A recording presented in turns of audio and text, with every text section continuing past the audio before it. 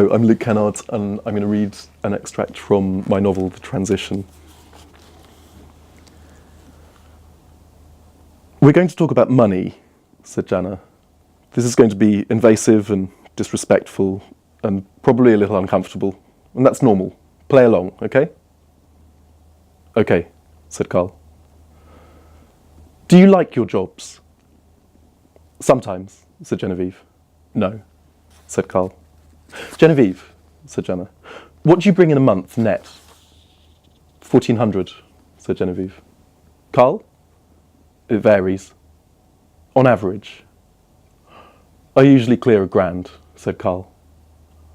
I think you need to be a little more realistic, said Jana. What was your rent? £6.50 a week, said Genevieve. Christ, Jana sat back. Savings? Oh, we're both in significant debt, said Carl. There was a problem with a car, said Genevieve. And you want to have children? At some point, said Carl. Sooner rather than later, said Genevieve. The thing I don't understand, said Jana, and forgive me for being direct, but what exactly is it in your circumstances that you expect to change? Are you hoping to win the lottery? Sell a screenplay? Write a hit single? We're hoping for a Land Reform Act, said Genevieve. First kill the landlords. Let's be honest, said Jana. Some grim realities. There was an era some years ago when teaching could be considered a career. Those days have passed. If you choose to do a job like that, you really need a private income. Carl could faintly hear Genevieve's teeth tapping out an angry reply, although she wasn't moving her lips. Carl, you've at least had a look at what the world's like now and tried to adapt accordingly, said Stu. All the content creation. But really, what you're doing, it's like you're scalping tickets when you could be up on stage. Honestly, said Jana, you both need to sit down and take a good, hard look at yourselves, at your skills, at your ample capabilities, and the potential they give you to thrive.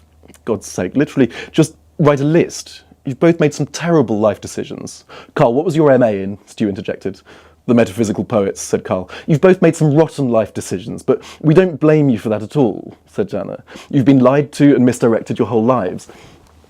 It's not that you were allowed to do whatever you wanted, or even that you were told to, said Stu. You weren't given a choice, said Jana. I know what school was like when you were there. Basically a big car showroom for unprincipled universities, she did scare quotes.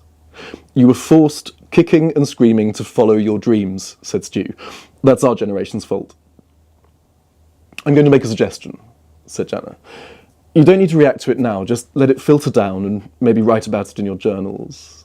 It's non-compulsory, of course. The suggestion is this: within the first month of the transition, you should both quit your jobs. Ha, said Genevieve. This is, said Carl. Nobody's going to pay you to feel sorry for yourself, said Stu, unless you're planning to lobby to bring back the Arts Council. Just think about what I said, said Jana. At some point, it was instilled in you that money isn't important. Think hard about that. Think about the people who told you that. Did they live in collectives, growing their own beetroots and selling woven baskets? No. They were probably comfortable, well-off professionals who thought they could live vicariously through you. It's the post-structuralists, said Stu. They told you, don't read the classics, study EastEnders. But what had they read? The classics. Stu, honestly, it's not as if you've read the classics, said Jana. What little I read, said Stu, it had better be classic, that's all.